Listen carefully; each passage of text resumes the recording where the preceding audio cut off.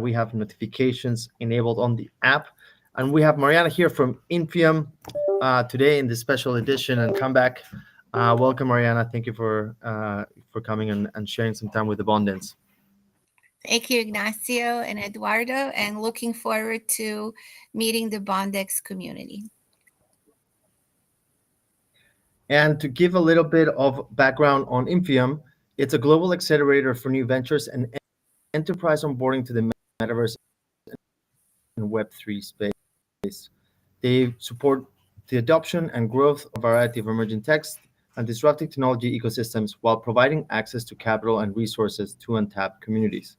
And they enable access to partnership and business development opportunities by connecting global Fortune 500 companies with team organizations in the blockchain and disruptive technology sectors.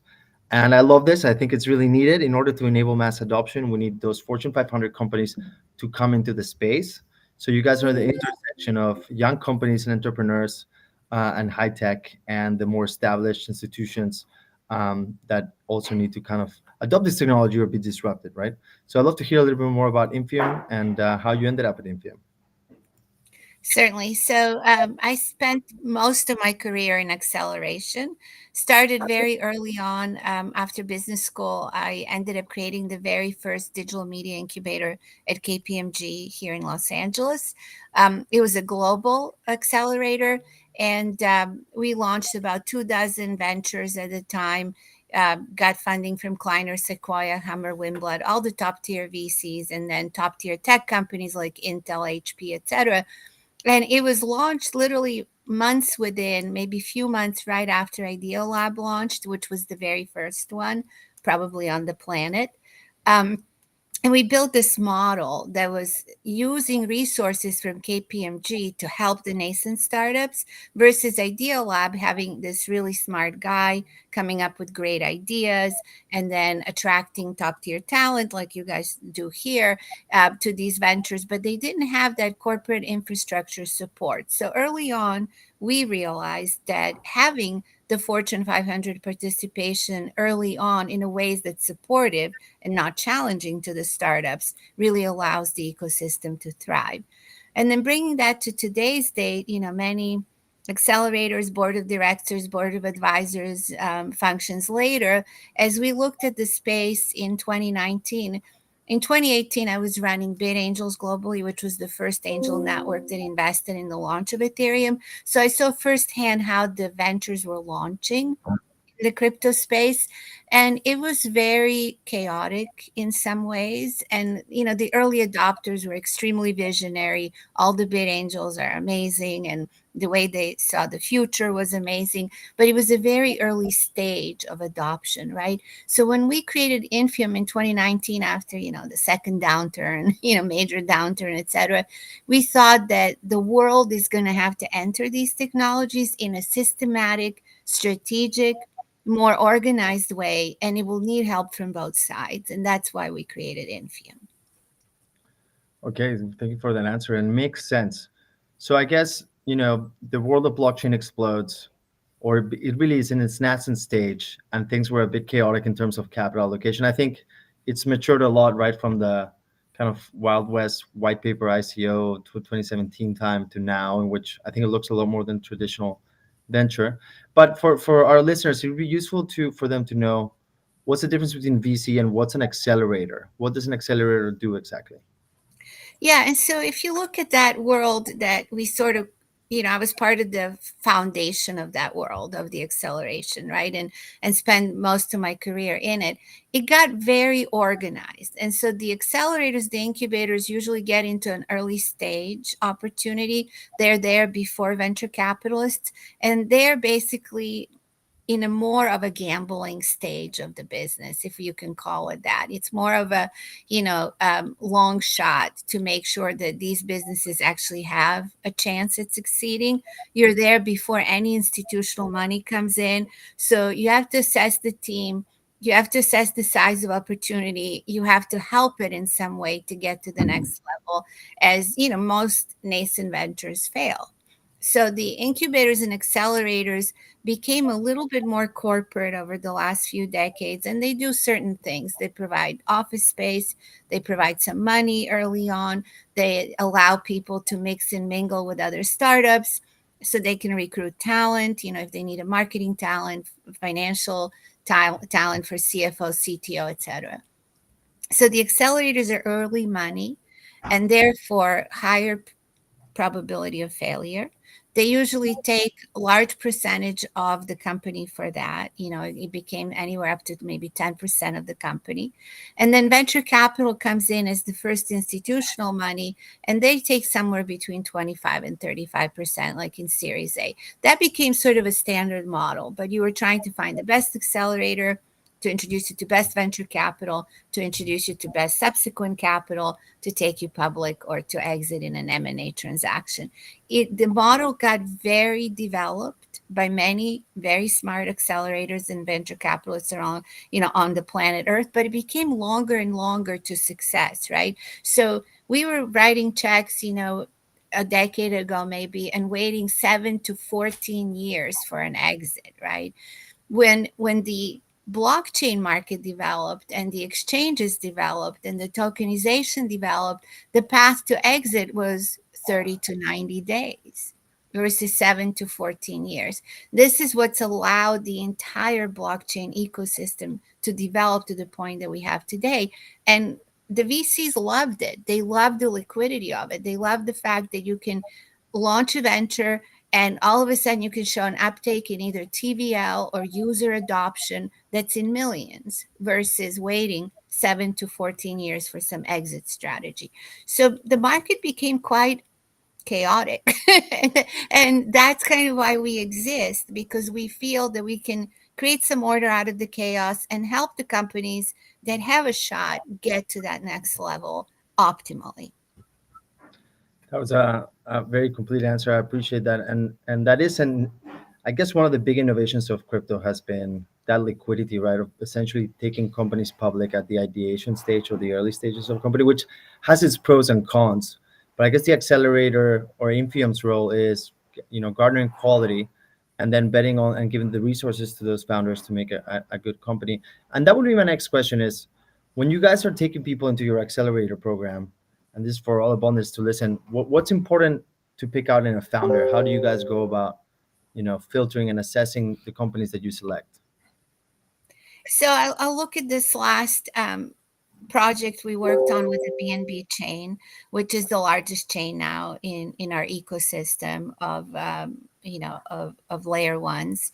And BNB chain posted information about Founders Academy that we were working with them on. It ran from February 14th till end of April, end of May of this year. And we basically got hundreds of applications. And the point for BNB Chain was we want to grow our ecosystem by growing TVL and by growing user base. So can you look through all of these ventures that have applied? Have they shown growth in TVL? Do they have TVL already? Have they shown growth in users? So for that particular program, we were not necessarily looking for a pure startup. We were looking for companies that have already raised quite a bit of money. And we ended up with some amazing founders in cohort one, which, we had basically former hedge fund managers. We have people who are working in very large Fortune 500 corporations in the US that are making major announcements in Web3.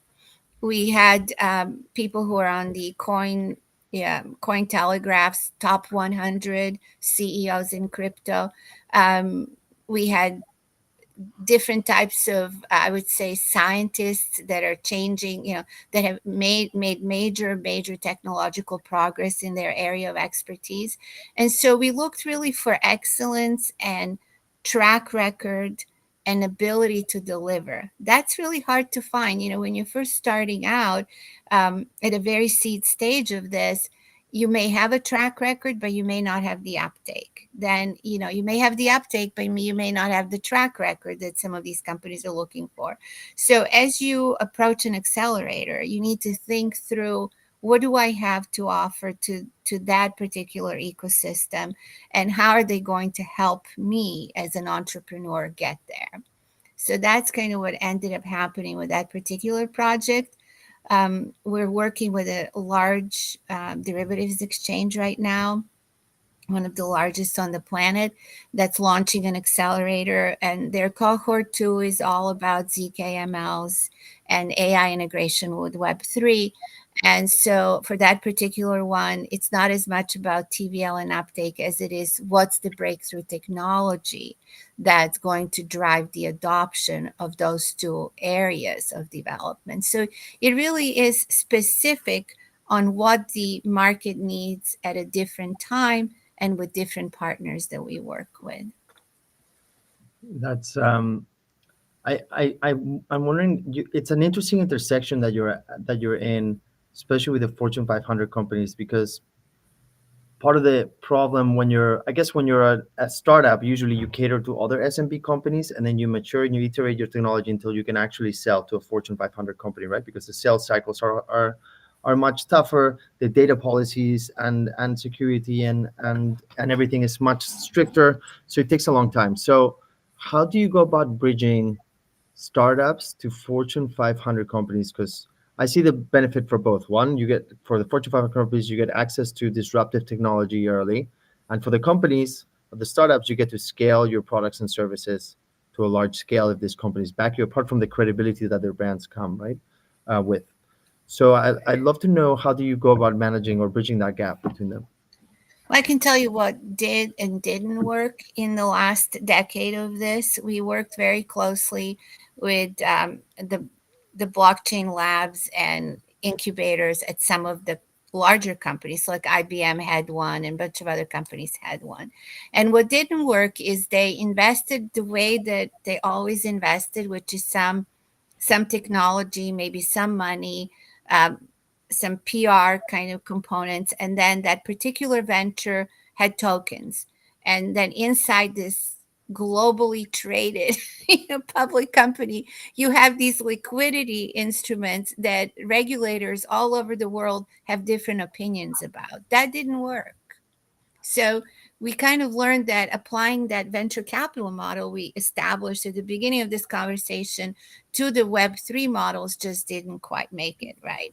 So as we look at partnerships, and we had discussions with very large companies at the beginning of this year. They were gung-ho on the metaverse strategy. They must do it. They must implement some of the work that our startups have, as a mission critical, and then their board of directors shut it down because Meta failed and then Metaverse failed. So this is really so much more challenging the back in the KPMG days or what we ever expect. But that said, it must happen, right? Because it is happening and it will happen, and we go very slowly. It's in different kind of joint ventures. It's in these sort of foundational, I would say, academies that we created with some of them, that we're trying to bridge that gap that, is very big at the moment. You identified it. And by the way, I would argue that the metaverse is far from failed, and now that Apple's new VR and AR set is sparking the conversation back up again. So that's the issue when you have big organizations that move around like dinosaurs and they're very hierarchical. I think that they make the wrong decisions, because, and you'd think that a big organization wouldn't just think something is a fad and would just have like a strong thesis and then follow through. But uh, anyway, I think the wrong call on that one. Yeah, Um, absolutely. We agree with you and have been accelerating Super World for many, many years. And every new announcement of a business development relationship, they launched ticketing with Sports Illustrated just within the last quarter. They have a no code creation tool for your digital twins. They have partnerships with almost all different conferences and events in our spaces, in Web3, Metaverse, etc., generative AI. And seeing the progress that they've made in the last 6 months, versus the last few years is tremendous. Metaverse is here, and we had a lot of Metaverse graduates in the academy with BNB Chain that are also doing, major progress at the moment. So yeah, none of these concepts are failed. None of them are doomed to fail. This is just the process of innovation. And we sometimes have to translate that to these boards of directors in the larger companies more often, really, lately. That's really what's happened. Makes sense. And again, I think it's an something that the ecosystem needs to enable mass adoption. The large institutions need to have Web3 technologies, and I love the use cases that are bringing it to the masses, like the Starbucks loyalty, basically NFT program, right? Like Starbucks got behind it, and it gives a better light to the entire technology, right? So I think we need more use cases like that of seamless technology for the big organizations. But going back to the acceleration side of things, because I'm quite interested. One of the we're the leading Web3 professional network and talent network. We have over 5 million users, and so we like to think about the disruptive ways Web3 can help on talent. But accelerators is something I haven't looked at, and we're talking with several VCs on how to help the portfolio companies. But I'd love to know, when you go about helping your companies that are in your accelerator get talent when they're such an early stage. They don't have budgets for recruitment firms or making announcements on LinkedIn, right? Or maybe they do. I'd love to know, what are some of your strategies to help them on the talent department, how to form those teams early on. We feel that some of the programs we've been running introduce talent to talent, right? So we first started just like you guys do these live streams. We do virtual Infiom salons. They're merit based. There's no charge for them, and we showcase presentations by top tier CEOs. Their ventures that are fundraising and their business development at the time. Also, we bring investors to talk about their investment strategies, and then we talk to Fortune 500 companies talking about their initiatives so that we foster that discussion. We also have clubhouse discussions 3 times a week just to kind of discuss the space and introduce people to each other. But when it comes to the actual programs like the Founders Academy, we tried to bring in people from different areas. We did actually have someone from Starbucks in that last academy with the B&B chain. We tried to bring people from all these different areas that are building the ecosystem and make them interact with each other, get to know each other. We all attended Consensus together last year. So really trying to find top tier talent at that level in sort of personal interactions, and then augmenting the management teams based on the networks that we built with ourselves, with our partners. There are people that are coming out of B&B chain because of the layer of layoffs that we're recommending to some of the accelerated ventures, because we worked with them. We feel that they're amazing talent that should be, helpful almost anyone on planet Earth, and especially someone who's trying to build a new venture. So we look for all of the places that we all look for, except that we try to create some interactions between the talent that would get them to know each other better. And you'll be shocked. I worked with a lot of physical incubators over the years, and our first partner was an ETC incubator in Northern California, in San Francisco. That was the ETH Caches, incubator. And they had a wonderful location, and we did a lot of in-person lectures and things like that. But it's really this virtual community that we're all building that is the way to find talent. Yeah, I think that's where we are going to be excelling, because talent is all over the globe. We're in different locations right now having this conversation. Many of our founders were in the APAC region. Many of them were in Europe, Canada, some in the US, and I feel the talent's everywhere. I fully agree. I think that Web3 is showing that founders and talent are all over the world, and we're basically decentralizing away from like the traditional kind of hubs when it comes to innovation, which I think is it's a positive development that Web3 is bringing in terms of organizational structures. And Mariana, we're actually nearing the end of our interview, so I'd love for you to tell us a little bit more about Founders Academy. Where can people find Infiom? Who should be checking it out? If any founders and builders are here, tell us more about that. Certainly. So we are starting our second Founders Academy on September 19th. The application is open right now. If you go to infiom.com, you can click on the Founders Academy link and you can apply right there. Um, we're um, we're getting applications from directly from our events and from the website and from our channels, but also with our partners. So our first partner was BNB for the first academy. Even then, BNB wanted us to partner with other technology partners. So if you're a layer one, layer zero, a technology partner, and you want to partner on this academy, you can. There's a link for that. We publish a weekly newsletter on Sundays. You can sign up for it. There are links to the Founders Academy there. The due diligence process for this one is going to be somewhat similar. We're looking for companies that can show uptake in users and TVL for the space. Also, applications that are technologically next generation, both for Web3, generative AI, and Metaverse. We're focused on all of those sectors and intersection of them.